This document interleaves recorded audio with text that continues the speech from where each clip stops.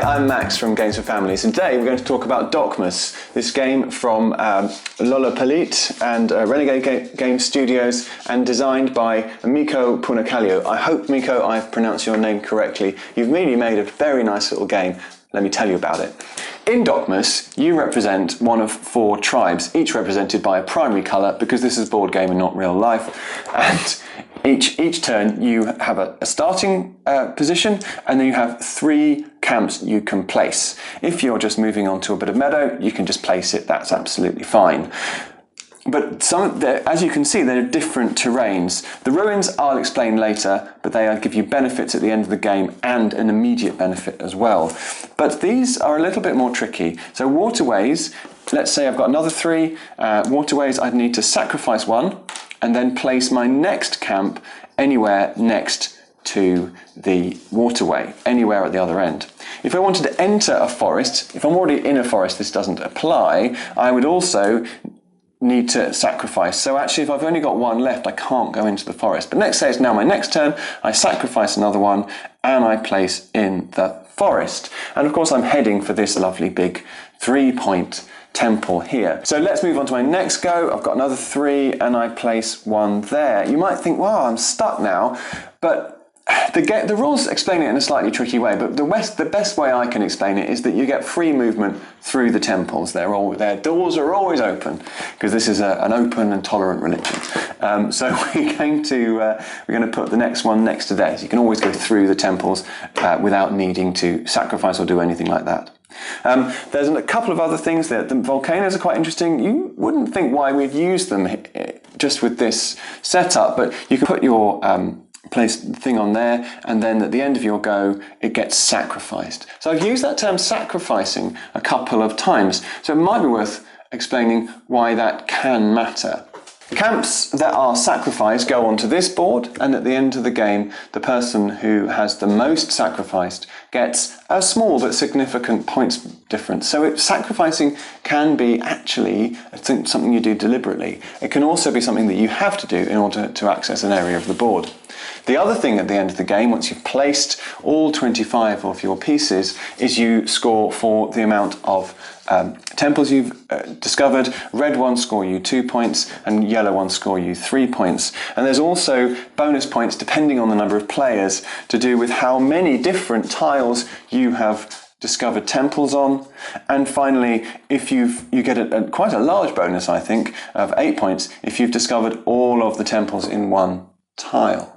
Of course, everyone else will also be trying to muscle in on your temples, and that's fine. You can both discover the same temples, but they will also be blocking you and sometimes moving stuff around.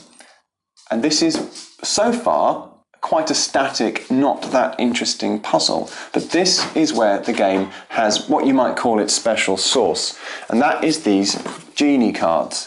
At the beginning of the round, before you put anything down, you each choose one of these. The first person who goes first takes the one that they want, and then they pass around. And they each have different effects. This one simply gives you the right to be first player. This one allows you to move one of the tiles, almost like a kind of monkey puzzle, around the board.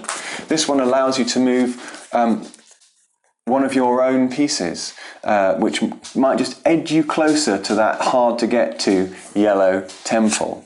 This one, which is really fun, will allow you to rotate a piece, and that has to be done with a certain amount of care so the pieces don't move around all the time.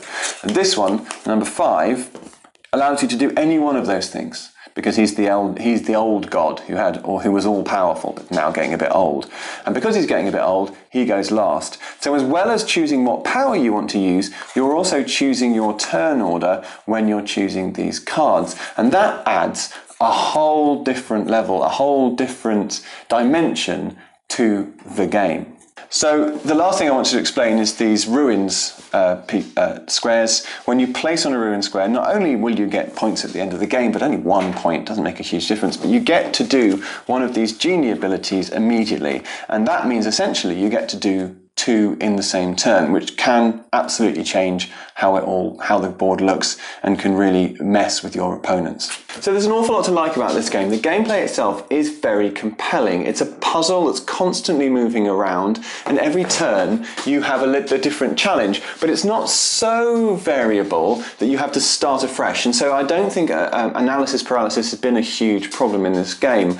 The little tricks about the board moving and the sacrifice bonuses are really clever and really kind of blend in nicely.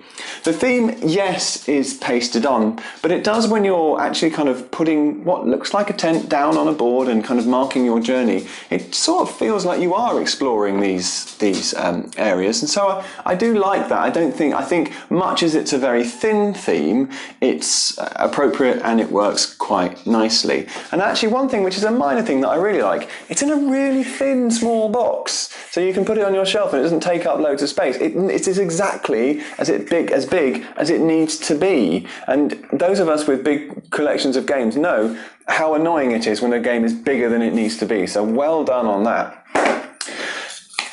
There are a few possible negatives about it, I would say. I don't like it with two players nearly as much. You have a smaller board, and just those kind of lack of dynamism between the 3 players or 4 players, it does lack that sort of drama and that puzzliness.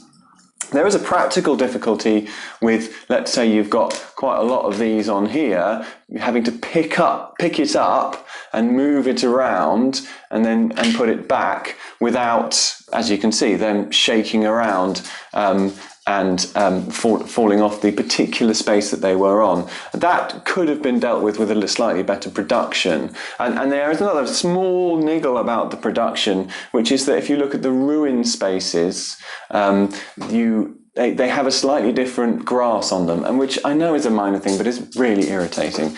The other thing that I don't like is the card art. It just is so generic, kind of. It looks like an advertising, like the packaging on a vaping kit. It really is that poor. So I mean, particularly this number 3 card, I just think lacks all character, which is a real shame because you've got an intriguing little story here, and it just doesn't come through with this card art. However, overall, I think this is a really intriguing little game, which has slightly flown under the radar, well worth having a look at, certainly giving a try to, is reasonably priced and gives you a lot of quite quick sessions of really intriguing play. It says 10 plus on the box for age. I think that's fine. I think for older children and adults and gamers, I think this is an excellent choice. There is already at least one expansion which adds to the intrigue and adds to the variety, so I think this is one to check out. Overall, I would give it an 8 with the reservations that I've laid out, and I look forward to hearing what you think of it. Thank you.